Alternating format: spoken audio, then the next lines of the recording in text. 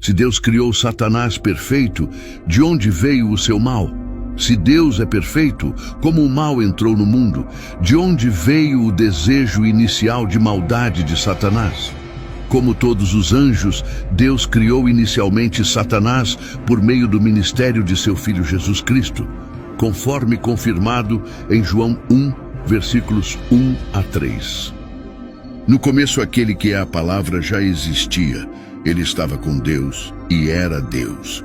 Desde o princípio, a palavra estava com Deus. Por meio da palavra, Deus fez todas as coisas, e nada do que existe foi feito sem ela. Todas as criaturas devem sua existência a Deus, e nada foi criado sem Ele. Importante destacar que todas as criações de Deus eram perfeitas, inclusive Lúcifer, que mais tarde se tornaria Satanás. Se é assim, como a imperfeição e o mal entraram no mundo? Como a humanidade e até mesmo alguns anjos se corromperam? Como Satanás se tornou maligno? Hoje vamos refletir sobre essas perguntas. A queda de Satanás da graça é verdadeiramente notável. Para entender isso, vamos ouvir como o profeta Isaías falou sobre a origem e a queda de Satanás.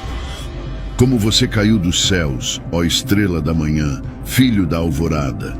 Como foi atirado à terra, você que derrubava as nações, você que dizia no seu coração: subirei aos céus, erguerei o meu trono acima das estrelas de Deus, eu me assentarei no monte da Assembleia, no ponto mais elevado do Monte Santo, subirei mais alto que as mais altas nuvens, serei como o Altíssimo, mas às profundezas do Sheol você será levado, irá ao fundo do abismo. Ezequiel pintou uma imagem ainda mais surpreendente do estado original, perfeito de Satanás e sua queda no abismo. Ele disse de Satanás: estavas no Éden, jardim de Deus, de toda pedra preciosa eras coberto, sardônica, topázio, diamante, turquesa, ônix, jaspe, safira, carbúnculo, esmeralda e ouro. Em ti se faziam os teus tambores e os teus pífaros. No dia em que foste criado foram preparados. Tu eras querubim ungido para proteger, e te estabeleci. Permanecias no monte santo de Deus, no brilho das pedras andavas. Perfeito eras nos teus caminhos, desde o dia em que foste criado, até que se achou iniquidade em ti.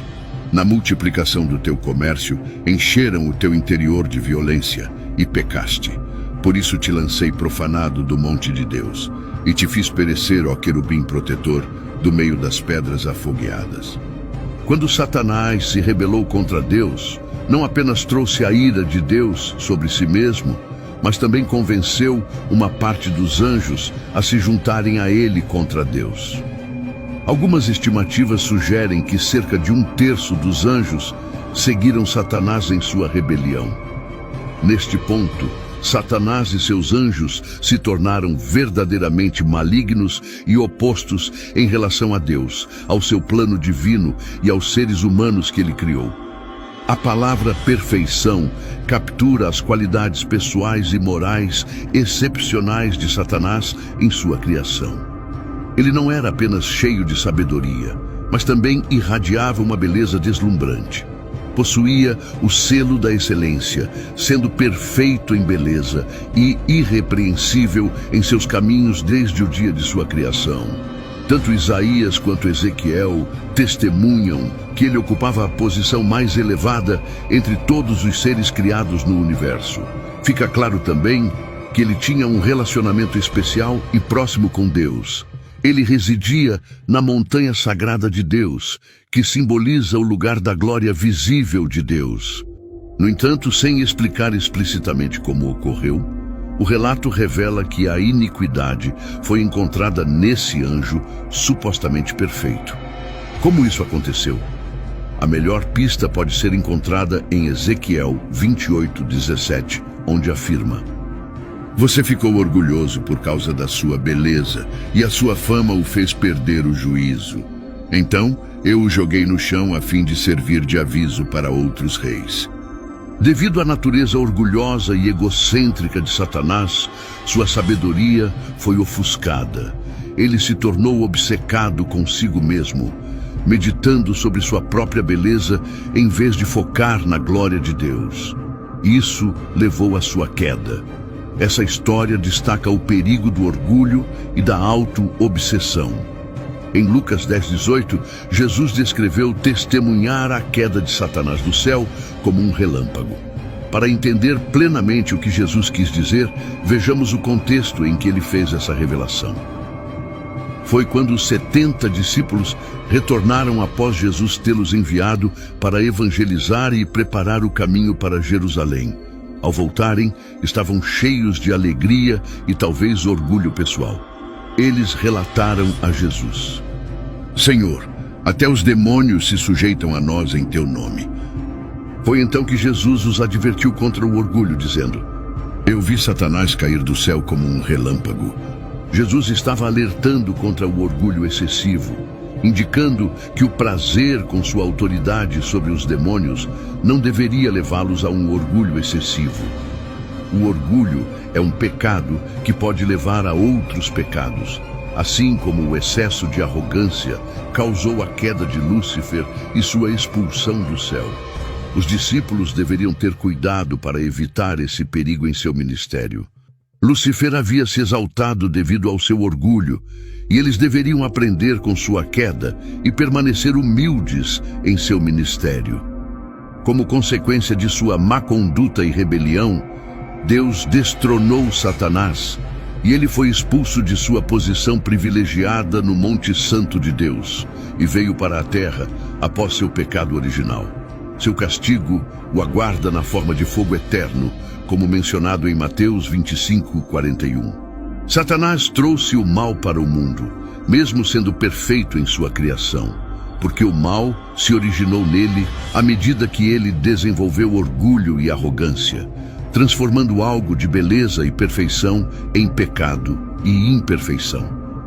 Eis algumas das coisas que o orgulho levou Satanás a contemplar e tentar contra Deus. Ele disse: Subirei aos céus, mesmo já tendo acesso à presença de Deus. Satanás buscava residir no lugar de Deus. 2. Erguerei o meu trono acima das estrelas de Deus. A referência às estrelas simboliza os anjos, e Satanás desejava elevar sua autoridade acima de outros seres celestiais. 3. Eu me assentarei no monte da Assembleia. Isso indica que Satanás aspirava a governar sobre todos os assuntos. 4. Serei como o Altíssimo. Esta afirmação representa o auge de sua autoafirmação e rebelião, mostrando sua audaciosa ambição de ser igual a Deus. Devido à rebelião causada por seu orgulho e autoabsorção, a personalidade de Satanás sofreu uma mudança profunda, passando de perfeita para imperfeita. A santidade que ele uma vez obtinha de seu Criador foi perdida, e a corrupção tomou seu lugar. O momento exato da queda de Satanás não é explicitamente revelado na Bíblia.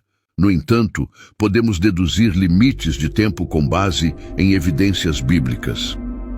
Em algum momento após a criação original dos céus e da terra, Satanás e seus anjos caíram. Permanece incerto se Satanás caiu antes ou depois da criação da humanidade, mas está claro que sua queda ocorreu antes de Gênesis 3, onde é registrada a tentação de Adão e Eva. Satanás enganou com sucesso e seduziu alguns anjos a se juntarem a ele em sua rebelião, levando à sua decadência moral permanente. Após essa sedução, não houve volta para eles, e eles estavam condenados a uma existência de pecado e destruição. O livro de Apocalipse 12:4 descreve simbolicamente como 1/3 das estrelas do céu, representando os anjos, foram varridos pelo dragão, Satanás, em sua tentativa de frustrar os planos de Deus. É crucial lembrar que a mesma Bíblia que registra a origem e a existência do mal também retrata Deus como completamente justo e perfeito em todos os seus caminhos. Ele vê o pecado como extremamente perverso e digno de julgamento.